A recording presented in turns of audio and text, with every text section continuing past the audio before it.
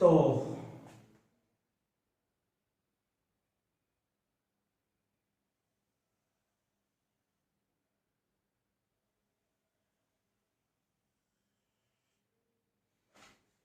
ठीक है बच्चों,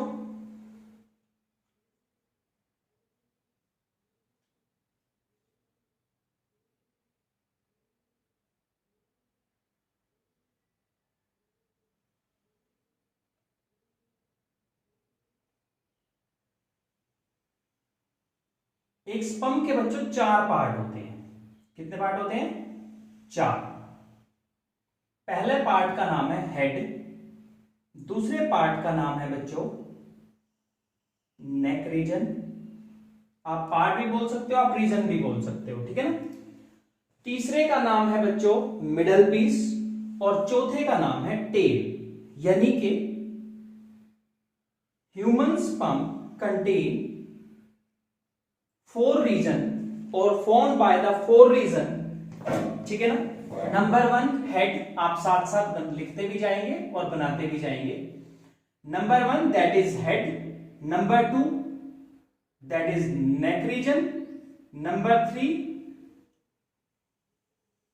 middle piece, and number 4 that is tell.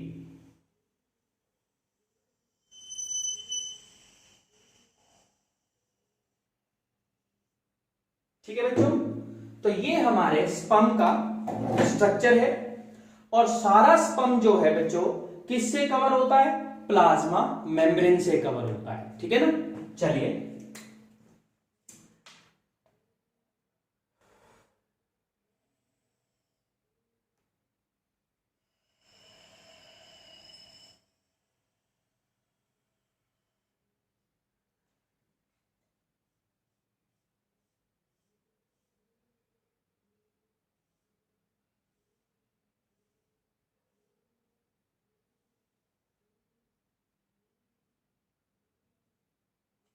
Clear. अभी हम लेबलिंग करेंगे कि हम कौन कौन से पार्ट बना रहे हैं, ठीक है।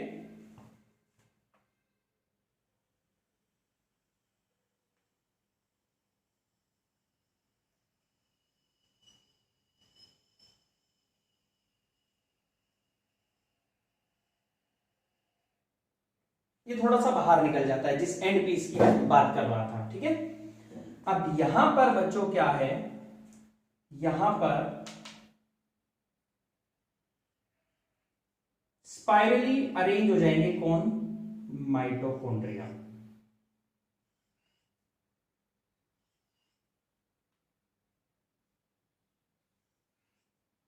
ठीक है, किस तरह से? ये लो बच्चों,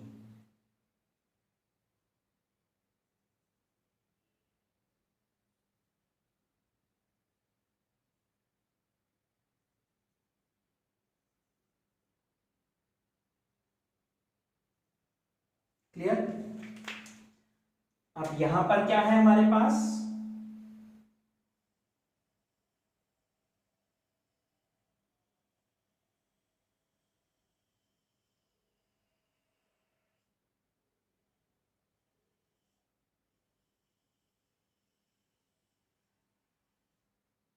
प्लाज्मा मेम्ब्रेन जो होल स्पर्म को क्या करती है? कवर करके रखती है।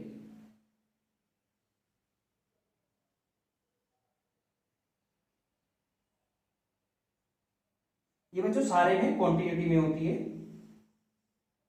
ठीक है, दिस वन। अब बच्चों इसके ऊपर कुछ प्रोटीन की, कोलेस्ट्रॉल की लेयर होती है स्पर्म के ऊपर, जो इसको क्या करती है? स्टार्टिंग में इनएक्टिव बना के रखती है, ठीक है ना। एक कैपेसिटेशन टॉपिक पढ़ेंगे हम कहां पर? जब हम क्या पढ़ेंगे? जब हम फर्टिलाइजेशन टॉपिक पढ़ेंगे तब उसमें कैपेसिटेशन नाम से टॉपिक पढ़ेंगे। मैं सिंपली बता देता हूं बच्चों, हमारे पास जो स्पर्म की फॉर्मेशन होती है वो स्पर्म मेल के अंदर इनएक्टिव होते हैं, वो फीमेल जेनाइटल ट्रैक्ट के अंदर जाकर ही एक्टिव होते हैं, ठीक है बच्चों। तो ऐसा क्यों होता है? क्योंकि उसके ऊपर प्रोटेक्टिव कोट होते हैं जो उसे इनएक्टिव बनाते हैं, उनका नाम है प्रोटीन, और कोलेस्ट्रॉल का कवरिंग होती है उनके ऊपर। ठीक है, चलिए अब हम इनकी लेबलिंग करते हैं। तो ये जो हमारा सबसे पहला पार्ट है दैट इज द एक्रोसोम। क्या नाम है इसका? एक्रोसोम। हमने पढ़ा था गोल्गी बोटी से बनता है ना, एक्रोसोम। ठीक है, second that is the nucleus, mail nucleus. अब स्पर्म है तो कॉमन सी बात है, वो मेल ही होगा। ठीक है ना, न्यूक्लियस कंटेन क्रोमोसोम। इसके अंदर क्या है? क्रोमोसोम्स है। ठीक है ना, मैं इसको that is the nucleus. Okay, उसके बाद बच्चों ये कौन है हमारा? दिस वन, ये दैट इज द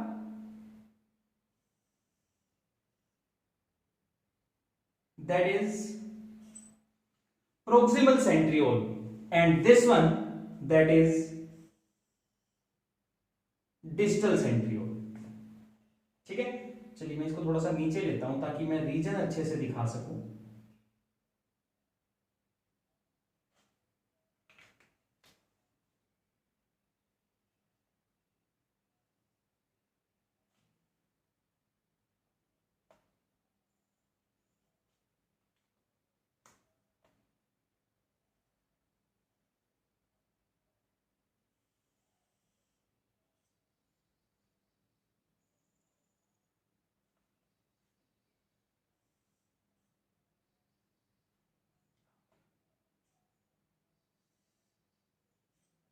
ठीक है बच्चों, क्या है ये हमारा? Proximal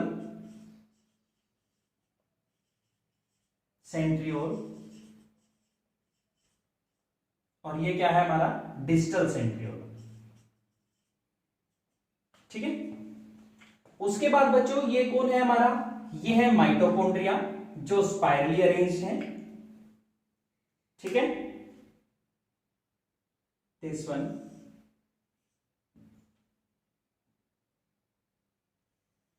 this also mitochondria. फिर बच्चों ये जो है हमारा दैट इज एक्सेल फिलामेंट, जिसके बारे में हमने पढ़ा था। एंड ये बच्चों क्या है हमारा? That is tail. ये पोर्शन क्या है? टेल। ठीक है, चलिए माइटोकॉन्ड्रिया। माइटोकॉन्ड्रिया जो है बच्चों, आपको ध्यान रखना है, क्वेश्चन आता है कि माइटोकॉन्ड्रिया हमेशा स्पाइरली अरेंज होते हैं। ठीक है ना, माइटोकॉन्ड्रिया, माइटोकॉन्ड्रिया एक्सेल फिलामेंट,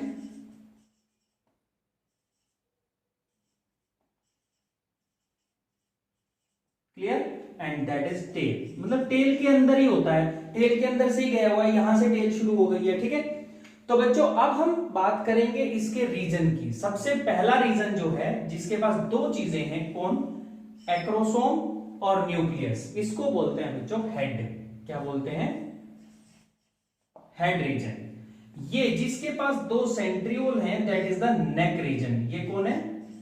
नेक।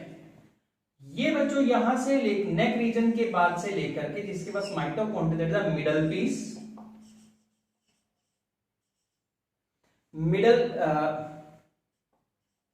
मिडल पीस, और नेक्स्ट जो हमारा बच गया बच्चों यहां से यहां तक that is the tail reason.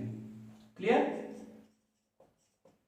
ठीक है बच्चों, तो ये हमारे 4 रीजन हुए किसके?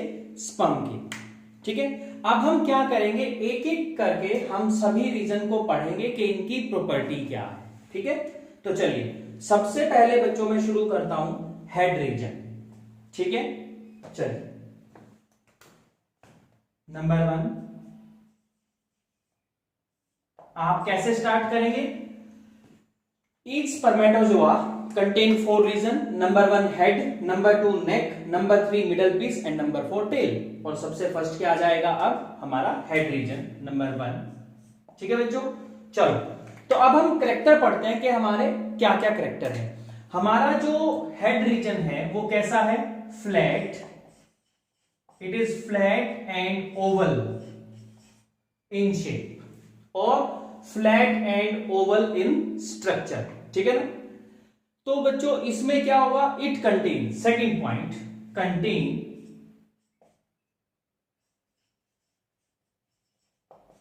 contains a large nucleus posteriorly, contain posteriorly, नीचे की side, a large nucleus। Large क्यों कहा सर, क्यों, क्योंकि हम अभी बताने वाले हैं कि एंटीरियर पोर्शन पर स्मॉल एक्रोसोमल रीजन होता है, ठीक है ना। Second, anteriorly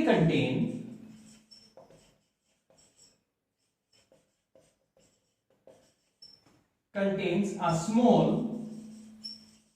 acrosome। और ये एक्रोसोम वही है बच्चों जिसके बारे में हमने अभी पढ़ा था कि इसके पास हाइड्रोलिटिक एंजाइम होते हैं जो क्या करते हैं, जो तोड़ने का काम करते हैं, किसको, एग की वॉल को पेनेट्रेशन में हेल्प करते हैं, ठीक है। और ये किससे बनता है, ये भी हमने पढ़ा था, it is formed by the Golgi body. किसका बना होता है, गोल्गी बॉडी और गोल्गी एपरेटस का ये बनता है, ठीक है ना। अच्छा, अब अगर मैं बात करूं न्यूक्लियस की, तो न्यूक्लियस के अंदर क्या होता है बच्चों, न्यूक्लियस के अंदर compact DNA plus basic protein present होते हैं। क्या क्या होता है, चलिए मैं मेंशन कर देता हूं। न्यूक्लियस के अंदर बेसिकली दो मेजर चीजें होती हैं, कॉम्पैक्ट डीएनए प्लस सेकंड क्या होता है, बेसिक प्रोटीन, क्योंकि डीएनए की नेचर कैसी है, एसिडिक, बेसिक प्रोटीन्स। क्लियर है बच्चों। और इसके पास क्या होगा, इट इज मेड बाय, चलिए it is made by Golgi body, Golgi body से बनता है। और क्या होते हैं इसके पास, नेक्स्ट फैक्टर क्या है इसका, it contain hydrolytic enzyme that helps in the penetration in the egg, ठीक है ना, हाइड्रोलिटिक एंजाइम्स, ठीक है ना। फॉर एग्जाम्पल येलोरोनिडेज, ठीक है। उसके बाद तो ये था बच्चों हेड के बारे में, ठीक है, समझ आया आपको। चलिए उसके बाद हम बात करेंगे किसकी, नेक रीजन की। बच्चों नेक रीजन जो है हमारे स्पर्म का सेकंड पार्ट है। सबसे छोटा पार्ट हमारे स्पर्म का क्या होता है, नेक होता है, ठीक है ना। Neck is very short and contain 2 centriole, ठीक है ना, वेरी स्मॉल, ठीक है ना, एंड कंटेन 2 सेंट्रियोल। 2 सेंट्रियोल कौन से हैं बच्चों, वही प्रोक्सिमल और डिस्टल, एंटीरियर और पोस्टीरियर, ठीक है, ठीक है। कंटेन्स 2 सेंट्रियोल, कौन से, one is proximal and second is distal.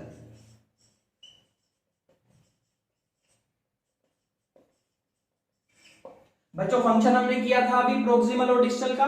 Proximal centriole का काम क्या था कि सर ये फर्स्ट क्लीवेज में हेल्प करता है जाइगोट की, ठीक है ना। और डिस्टल क्या काम करता है, इस एक्सियल फिलामेंट की फॉर्मेशन करवाता है, ठीक है ना। क्लियर हो गया। तो ये दो बच्चों इसके फंक्शन हुए। अब हम चलते हैं हमारे किस पर, थर्ड पार्ट पर, third region of the sperm. चलिए हम इसे रब कर देते हैं।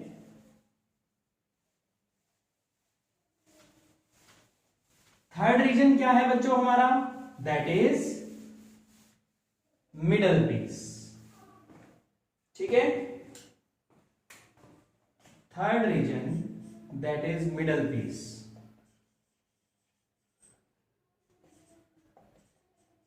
ठीक है, मिडल पीस जो है बच्चों कैसा है हमारा, बेसिकली सिलेंड्रिकल पार्ट है। कैसा पार्ट है, सिलेंड्रिकल पार्ट। क्यों, देखने से ही लग रहा है आपको, that is the middle piece, है ना, हमने मेंशन किया है। चलिए हम यहां भी अच्छी तरह से मेंशन कर देते हैं। This is the head portion, this is the neck region, this is the middle piece, वहां तो हमने किया ही है, and this is the tell.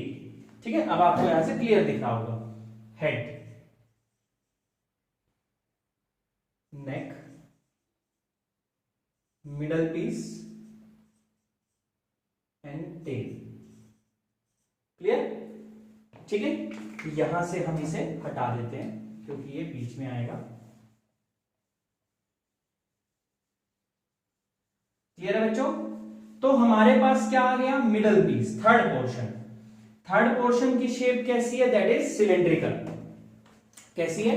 Cylindrical in shape.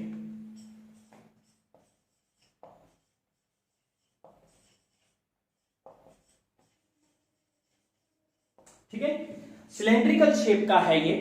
इसके पास क्या होता है? बहुत सारे माइटोकॉन्ड्रिया होते हैं, but all the mitochondria are arranged in spiral manner.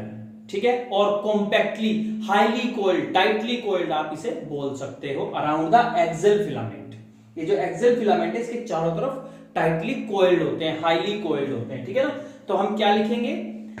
It contain many mitochondria, contain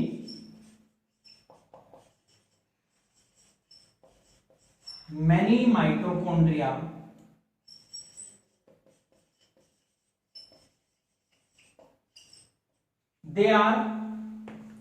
they are highly or tightly coiled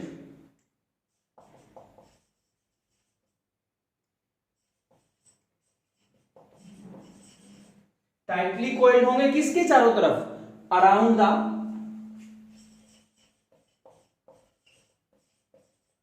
Excel filament.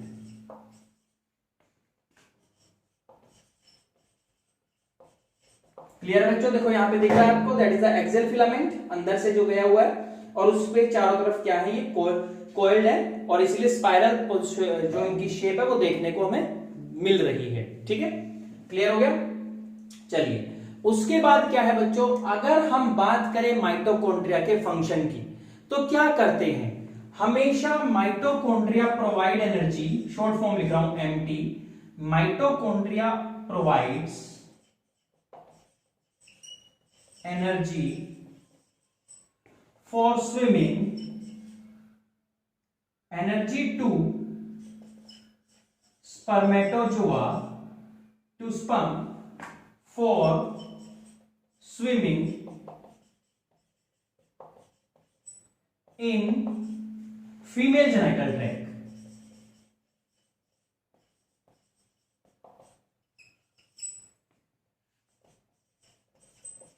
Female genital tract के अंदर, ठीक है, के अंदर स्विम करने की जो एनर्जी है वो कौन प्रोवाइड करते हैं? माइटोकॉन्ड्रिया प्रोवाइड करते हैं। इसीलिए हम माइटोकॉन्ड्रिया को क्या बोलते हैं? पावर हाउस, या हम इस रीजन को, नेक रीजन को पावर हाउस रीजन बोल सकते हैं। बोल सकते हैं ना? क्यों? क्योंकि इसके पास माइटोकॉन्ड्रिया, और माइटोकॉन्ड्रिया पावर हाउस होता है। तो पावर हाउस ऑफ स्पर्म और स्पर्मेटोजोआ। ठीक है ना? लेकिन बच्चों आपको एक बात याद रखनी है कि इनके पास जो एनर्जी होती है वो लिमिटेड होती है। इसीलिए जो स्पर्म 24 से 48 घंटे तक अगर एग को फर्टिलाइज नहीं कर पाएगा वो डेड हो जाएगा। आपने एक मेजर पॉइंट लर्न रखना है, but the energy are limited. So if any sperm doesn't fertilize the egg in 24 to 48 hours, it will degenerate or dead। Clear? ठीक है ना? ये बात आपको याद रखनी है। ठीक है, तो चलिए थर्ड पार्ट हमारा यहां पूरा हो जाता है। इसके बाद हमारा लास्ट रीजन आता है, that is the tail region. क्या आएगा? Tail region, fourth one. Tail जो है बच्चों हमारी क्या है? लंबी है, वेरी लॉन्ग, बहुत लॉन्ग पोर्शन है।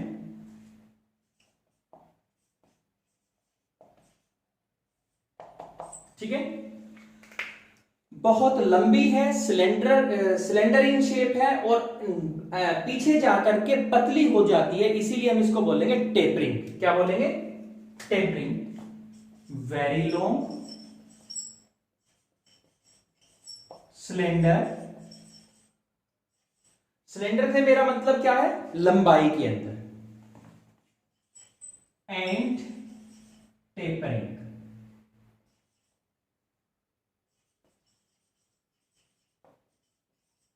ठीक है ना, क्योंकि पीछे से जाकर के टेपर यानी कि पतली होनी शुरू हो जाती है। ठीक है ना।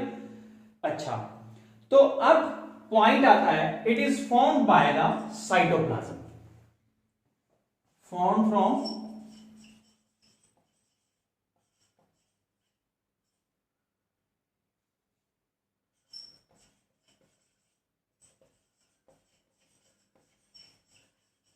साइटोप्लाज्म। किससे बनती है ये?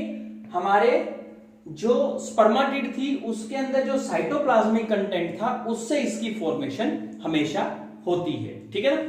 अब आपको याद रखना है बच्चों, अ स्मॉल और fine thread like structure that is axial filament जो है पोस्टीरियर सेंट्रियोल से शुरू होता है और टेल के अंदर से होता हुआ थोड़ा सा टेल के बाहर निकल जाता है, जिसको बोलते हैं एंड पीस। क्या बोलते हैं? End piece.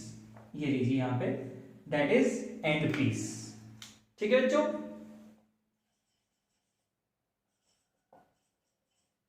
ठीक है, that is end piece. Clear हो गया?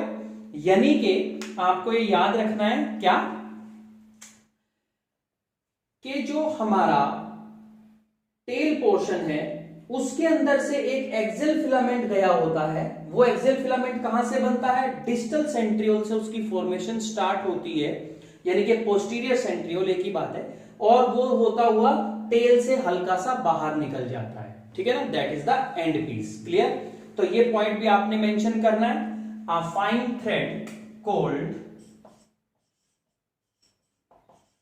अ फाइन थ्रेड कोल्ड, क्या बोलते हैं उसे? एक्सियल फिलामेंट फॉर्मेशन कहां से होती है उसकी? फॉर्मेशन कहां से होती है? पोस्टीरियर और डिस्टल सेंट्रियोल,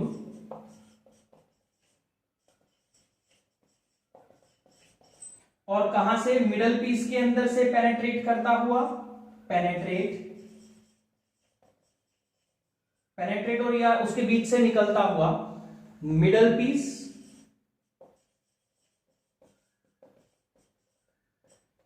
टेल, और थोड़ा सा पोर्शन टेल से बाहर निकल जाता है, किसकी फॉर्म में? End form, end piece.